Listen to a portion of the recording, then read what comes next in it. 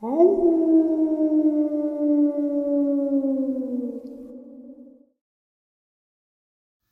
greetings and salutations, everyone. I hope everyone is still doing well, and welcome to today's bonus upload. Before we jump into this set of terrifying encounters, a couple video clips, just a couple quick links. As many of you know, I rely on Patreon, PayPal, channel membership, and the merch to help the channel to continue to grow and go. Links to Patreon, PayPal, and channel membership is in the description below. Merch displayed directly under the video. Also, Dogman Frightening Encounters, Volume 1 through 3, the audiobook versions. They were written and researched by Tom Lyons, narrated and produced by me, Jeff Nadolny. Those audiobooks are available on Audible, Amazon, and iTunes, links to which are also in the description as well. And finally, last but definitely not least, if you'd really like to help support the channel to continue to grow and go, simply subscribe. It does not cost you a cent. Click that like button, takes half a second. If you don't want to miss out on any of the informative uploads I put out daily, click that bell icon, and folks, please leave a comment. Why? Well, because all these things really do help the channel to continue to grow and go. And folks, they definitely do matter. Now, everyone, I have taken far too much of your time. Let's jump in to today's bonus, shall we?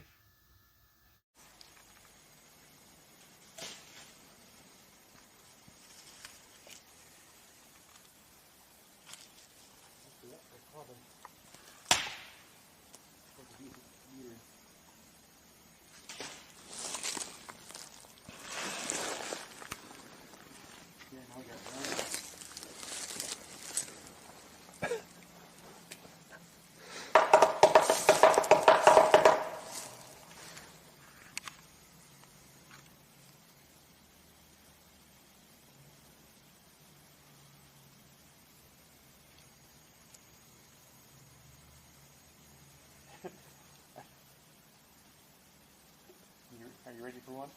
Yeah.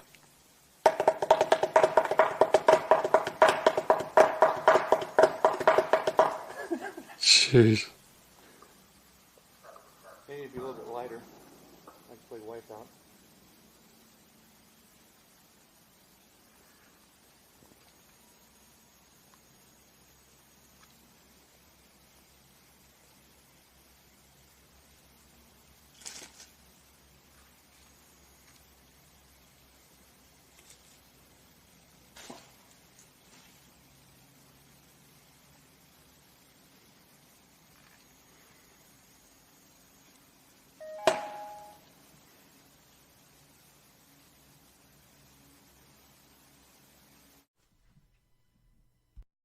Today's first encounter. I'm still 18, so this wasn't that long ago. I was nervous to share this, but my friends that were with me during this encouraged me to do so. So this is our encounter with the werewolf/dogman of Talladega National Forest. I live in Alabama, and it was a few weeks before my 18th birthday, and being the nature lover that I am, my friends Aiden and Maggie invited me to go to Talladega Forest for an early birthday present, and of course I said yes, with my mother's permission. My friends and I are very outdoorsy people. I met them near the park we always met at for our midday adventures. Hopped in Aiden's truck, and we began our drive for what seemed like forever. When we got to the campgrounds, everything was normal, people chatting, laughing. We found our camping space away from all of the other people, since Aiden, Maggie, and myself are not the most sociable people. Maggie and I made the tent up, since we all had decided to sleep in the same tent, while Aiden went and looked for firewood. After the day had gone by, everything still seemed pretty normal, so we put the fire out and nodded off. The following morning we went and fished, but something seemed slightly off. There was no sound, no frogs, birds, nothing.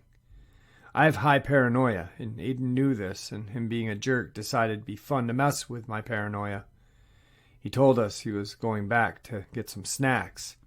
We continued fishing, catching very little, just some brim and some catfish. Maggie got worried because Aiden had been gone for a few hours, leaving me alone. My paranoia started setting in far worse. Aiden had jumped out of the brush a few feet from me, making me shriek. I called him a jerk and got up to leave. Maggie caught me walking back to our campsite and asked what was wrong. I glared at her and nodded my head to where we were fishing, and she laughed. It didn't help but feel that she was in on it, so I ran back to the tent and sat in there. So much for a birthday present, right? When they got back, the sun had already been setting. I was playing games on my phone. Aiden apologized for scaring me and tossed me a bag of chips. We cooked and ate what we had caught, nodded off another remotely normal day. The following morning is when it got weird. We opened our tent to the campsite being destroyed, our packs being shredded, our cooler knocked over, and what looked like claw marks in them. I wondered how we could have slept through all this. Aiden suggested that it was maybe a black bear, but Maggie protested. If it was hungry, it would have targeted the tent as well. We all shrugged it off and started out hiking in the woods for the day. It didn't have a trail where we were walking again today. There were no sounds, nothing, not even the birds. Maggie suddenly gasped and started walking away quickly. Aiden looked over and tried to shield what Maggie had seen from me. I pushed him aside and froze. It was a freshly killed deer. It had gashes on its neck. Its stomach had been torn open. Aiden pulled me away and we started heading back to camp. I had been silent the whole time, Aiden holding my wrist, knowing how I am when I'm in shock. I finally shuddered out that poor deer. What could have done that to it and just left it there like that? Maggie looked back and suggested a bear. Quickly, Aiden denied with, "Bears just don't leave the meal like that." We got back to the campsite, and for the rest of the day I sat in the tent puzzled and sick. Maggie and Aiden were arguing outside for hours about what we had seen. They returned to the tent looking at me while I was still in shock. Aiden suggested we go to sleep. I didn't sleep. I just sat up in my sleeping bag, listening to the sounds, but guess what? There were none, not even the wind. Suddenly a loud howl broke in the silence. It shook me. I held my breath listening, and again, but louder, and more an angry howl. I could hear walking in the woods around us. Aiden touched my shoulder. I jumped, and he shushed me. He was looking at the side of the tent, and I noticed what he was looking at. A shadow that I could only describe as Professor Lupin's movement in Harry Potter. We peeked out of the tent flap a little, and we saw it. A massive, black, wolf-like creature not far from our tent. Maggie woke up and asked loudly, "What the hell are you making so much noise for?" Aiden quickly grabbed her mouth, but it was too late. The creature, as I'm going to call it, heard her and was making its way to our tent. We could now hear it barreling through the woods. We definitely couldn't get away. Aiden grabbed his pistol, which he had stolen from his dad. I didn't question it at all that time, since it was the only means of protection we had beside my hunting knife. He stood out of the tent and fired a warning shot. It stunned the creature, as it seemed to have never had that happen. Aiden yelled, trying either to scare it or be Mr. Badass for the two girls. It let out this deep, guttural growl as it stood on its hind legs, easily towering over Aiden. This scared us, since Aiden's easily 6'2", definitely not a small guy. He yelled at us to run to his truck, while it seemed focused on him. We did, as he said, but I kept looking back, watching him try and scare this beautiful creature. It wasn't long before we heard another shot, and a loud, pained howl. Maggie and I only assumed Aiden had shot the creature. We heard something running through the forest, and we were preparing for the worst. Aiden busted out of the woods and yelled to get in. We piled into the truck, me crying that we were going to die. Of course, Aiden's truck wouldn't start, which worried us. Maggie screamed, and we looked where she was looking. The creature's face was pressed against the side window, its yellow eyes piercing through our souls as it seemed to breathe. Its breath was fogging up the window. I yelled at Aiden, saying all you did was make it even more mad for even shooting at it. He glared at me, grumbling that now wasn't the time to be animal lovers.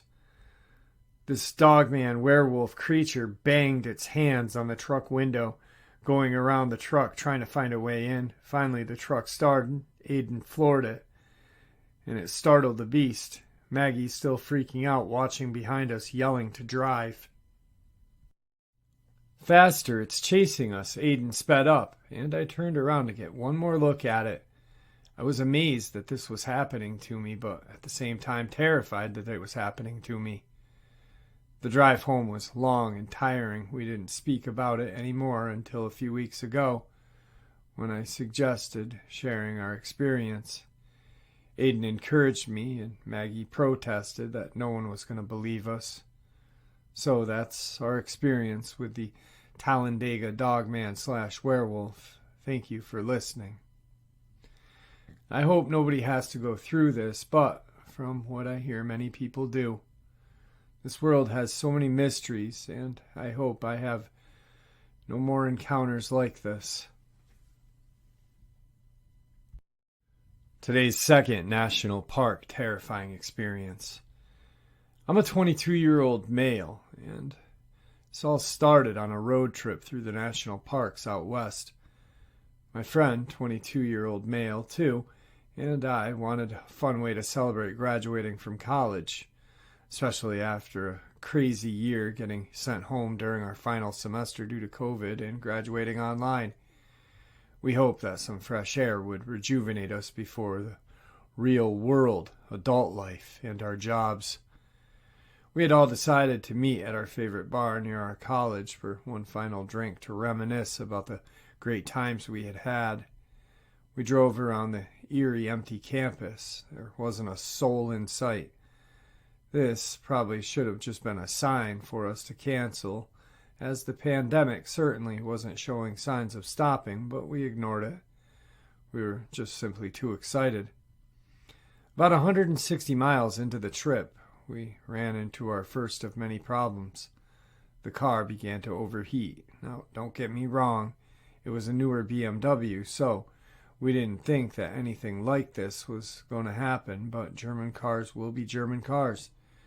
We took it to an auto shop and got it fixed in a couple of hours, as it was an easy coolant leak. It just needed a new hose. This was another sign that we all chose to overlook. Oh, how I wish we would have just cut our losses and gone home at this point. Nevertheless, we trekked on, going another few hundred miles without any issues. We were all excited, singing our favorite songs, playing random apps to pass time, and judging random girls on Tinder that we matched with along the way.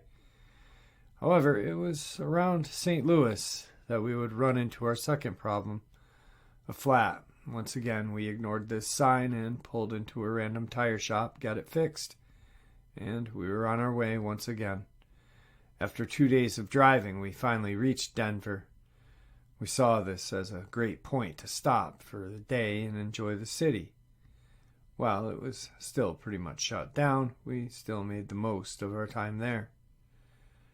We then continued the next day, hoping to reach Yellowstone by night, but would run into another big issue.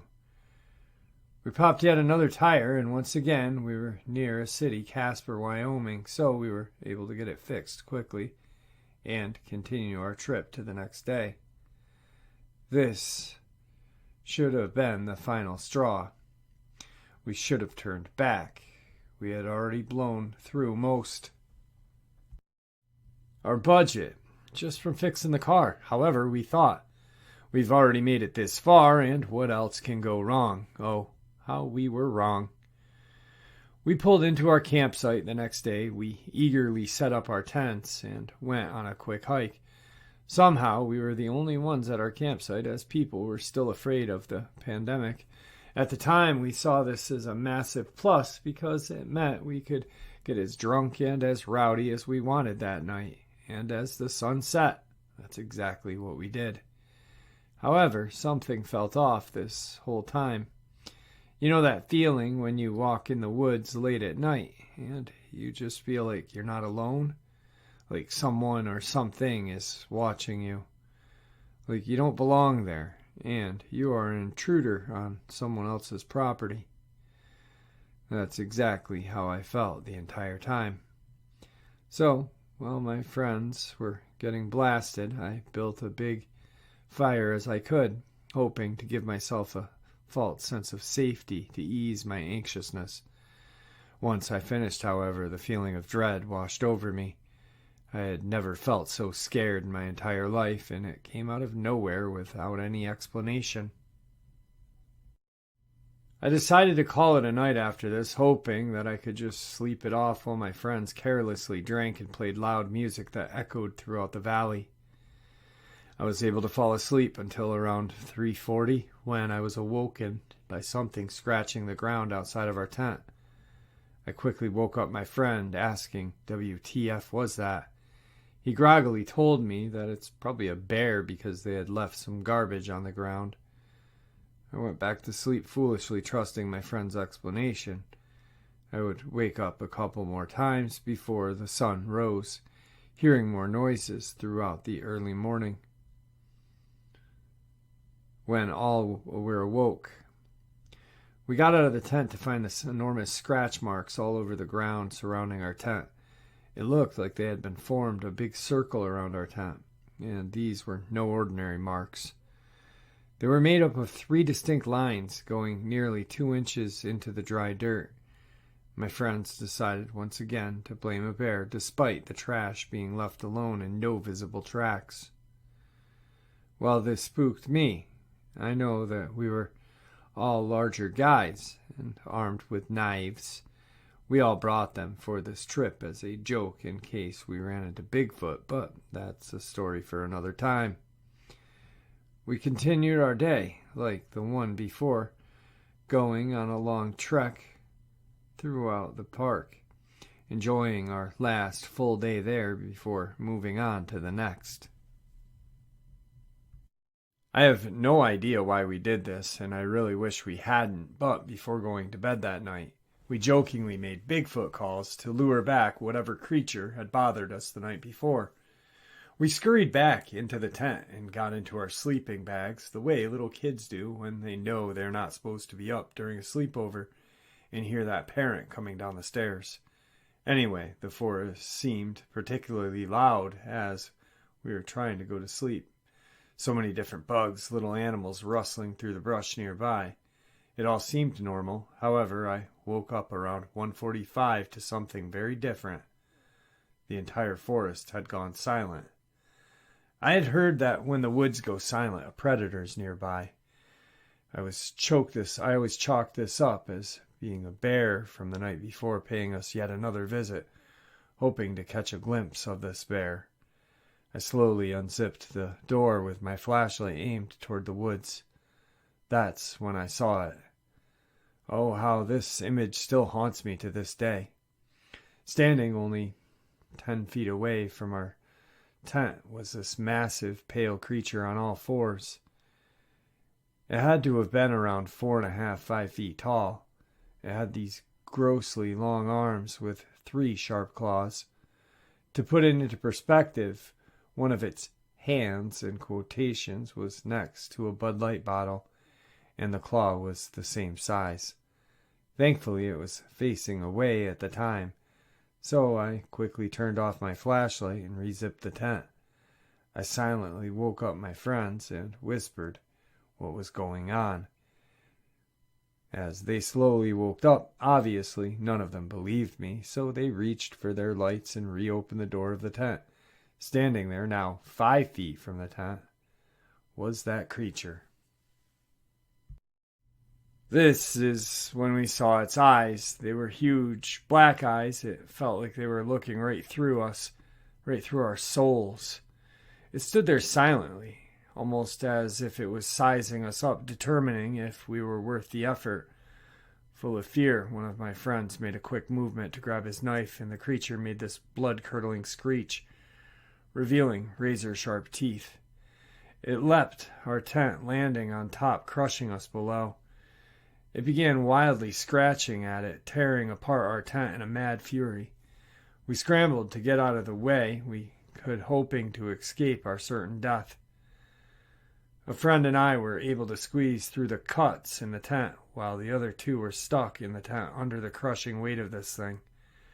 My friend and I knew that we would have to get the creature away from the tent if we wanted our friends to survive. I quickly ran to a nearby dead fire and grabbed one of the few sticks still lit in hopes of scaring it off. I sprinted at the creature, looking like a wild man with a torch. However, this only seemed to startle it. It took a few steps off the tent and then stopped, almost as if it was gathering itself to attack once more. My two friends, still stuck in the tent, took this opportunity to get out of there. Likely wouldn't be another chance. We all ran for the car as fast as we could, not looking back as we slammed the door shut behind us. Right as the last door shut, we felt this creature slam into the trunk of the SUV, shaking the entire car. It rammed the car a few more times before starting to circle it, staring us down. Luckily, my friend had left his keys in the car because we had been the only ones at the campsite, so we were able to start it quickly. This allowed us to get a better view of this creature's off-white skin reflecting LED lights back at us. It was then when the scariest part of the whole experience happened. The creature slowly approached my door, taking cautious step after cautious step. I quickly locked the door and cowered in fear with my other friend in the back seat. As it got closer, it began looking directly at the handle. It slowly reached out its arm and stuck its claw between the handle and the door, almost as if it had opened car doors before. It tried to pull the handle multiple times, getting angrier with each failed attempt. Luckily, at this moment, my friend, who had been paralyzed with fear, snapped out of it and put the car in drive and floored it. We have never seen anyone drive that fast in our lives. We zipped through the roads as fast as we could, not even checking the rear view mirror to see if that thing was chasing us. We finally stopped once we made it to Cody, Wyoming, needing to fill up the tank, as we were running very low after such intense driving. We got out to look at the damage, specifically the rear. The entire back hatch had been dented several inches. I think this is when we realized how close this creature was to killing us inside the car. One more hit and that trunk door would have fallen off, giving it access to 4 tasty humans trapped in an aluminum can. We eventually made it back to our campus, where we split up and went our separate ways. I think my friend told his parents that the truck had pulled a hit and run or something to explain the damage, but we all knew we couldn't tell anyone about our experiences, or we'd be called liars and crazies. This was something that continues to haunt me to this day, and is why I'll never visit a national park again as long as I live.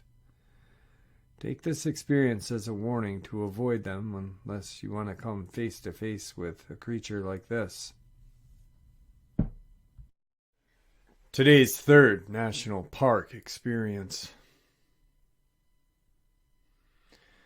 I'm from a small town in southwest Arkansas called Folk, famous for the Boggy Creek Monster.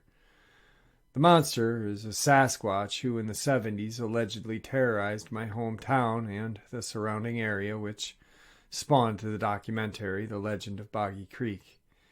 I've sadly never seen this large ape-like wonder, but have seen firsthand evidence of it, and far worse monsters out in the swamps and hills my family and I have hunted for our entire lives.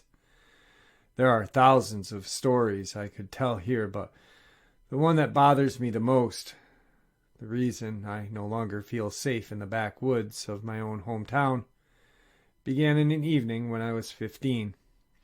Where we live, despite that wildlife officials of any form will admit, there are numerous large and deadly animals. A razorback boar can gore a man's leg deep enough to cripple them or kill them if it gets you on the ground. Gators can grow to just about any length, and the only thing they fear are a bigger gator. And then there are the panthers. We have heard and witnessed panthers kill and haul a calf weigh well over double their size straight up a tree, and gnawing at it for days. They scream like a terrified woman and can move silently through the brush, or outright overtake almost anything. Quite frankly, they unnerve me, but what I found on my own deer lease close to a decade ago has shook me ever since. I've never walked those woods unarmed, and I never shall. I'm a pretty big guy, 200 pounds, maybe more, 6'2" easily. While hunting, I carry a Winchester 7mm, a Taurus Judge revolver loaded with buck, or my homemade rounds, a kukri for brush or emergencies. Nothing, I believed, could stand back up from a straight round from my rifle, but whatever the heck this was, didn't even notice it. I followed what I thought to be a hog trail up a hill near the distant stand we used during the second day of deer season. I had never seen such an easy game trail in my life, and to be honest, I was relieved as I only had about an hour of daylight left. Then I found the blood, not much, but enough to know something hurt. I could physically see the signs of a poor thing being gobbled along with bits of tissue and sizable amounts of blood coating the ground every few feet. I hit the crest of the hill, and at the bottom I found what I thought was going to be a leg, a mangled and bloody stump, lie there alone. It died right there, I deduced from the blood around, as it was far more than I thought any hog could even have. Worse still, the kill was fresh, with steam coming off its severed end of the remains. The hog's tracks and blood showed less than 2 hours, and it had to be more than 100 pounds. I fired my rifle in the air twice to signal for help. Then I searched the area. Whatever it was, the poor animal did not put up a fight, and the thing that killed it did not leave a single trace. I found a small blood trail leading off from the area and left something personal there to clue the others. By this point I had half an hour of daylight left, so I used my kukri to mark a tree every few feet as I walked. Within 10 minutes I found the rest of the boar, though it was not alone. Dozens of bodies were there, ranging from deer, pig, cattle, dog, panther. The cat's decapitated head sat in the center as all the gore and carcasses were strewn around in a sick display. Remembering it as I am now, I make the joke that it was a garden, a crimson garden made in the deepest parts of the woods where no man should be foolish enough to wander. Suddenly I heard a noise and snapped out of it, my horror-stricken state. I chambered around and caught a glimpse. It was thin, pale, grayish white skin.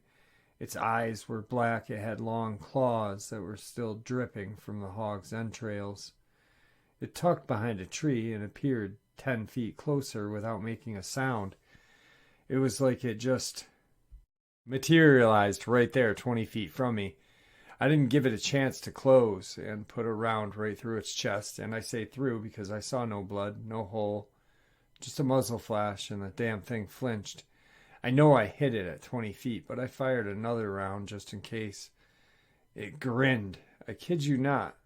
Another 7mm Magnum round leaves anything standing at that range, much less smirking. Its howl eyes stared at me. Big razor-toothed smile jutted across. That was easily twice as big as a man's, and then it moved. I can see the thing in my nightmares even now, so when I say its movements were unnatural, I mean it. It shuffled.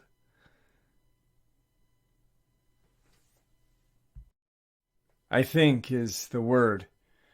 Forward with a strange posture, its arms almost double the length of a man, though he stood as tall, with legs being like canine in nature. It moved awkwardly while walking on its feet and knuckles. I dropped my rifle and reached for my sidearm, but it was in arm's reach before I could blink. I felt piss soak my pants. I knew it. This was it. I was going to be backwoods art project for some demonic creature. That's when I heard a shotgun from behind me to the right. My father, my uncle, and a close family friend had been nearby wondering where I was when they heard the shots. They opened fire on this thing with 2 hunting rifles and a shotgun at point-blank range. It didn't show a single wound. It just turned to face them and then back at me, smiling. After that, it bolted away and vanished into the woods. My dad helped me up and looked me dead in the eyes, saying something, but my mind couldn't process it. There was no going back to camp that night. I was in the pickup truck and on my way home for 2 hours. When we made it back to town, I was finally recovering from shock. My dad and my uncle sat down to talk once we got home, and I cleaned up. These men were veteran, special forces, yet still looked so pale. My dad gave me a cup of coffee and said that none of the rest of the people I know on this earth need to know that it's there. He knew a game warden, and they would take care of things.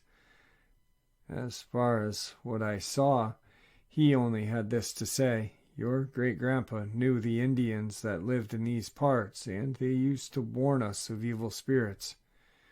Your grandpa wouldn't hunt anymore because of something he saw as a young man.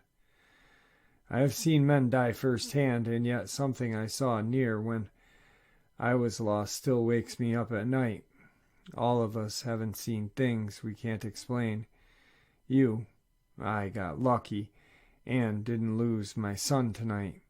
So, you take as long as you need to talk about it." The next day, 30 armed men, including a preacher, scoured those woods as my dad picked up our gear and told them where he had seen this thing last. Officials bought and closed off the land without saying a word to anyone. It all disappeared, and after a few months of therapy, I was doing well. Now that I'm a father myself, neither of my boys nor I go into the woods alone, because I personally know somewhere out there that something is waiting, and I'll be damned if my son is the next victim.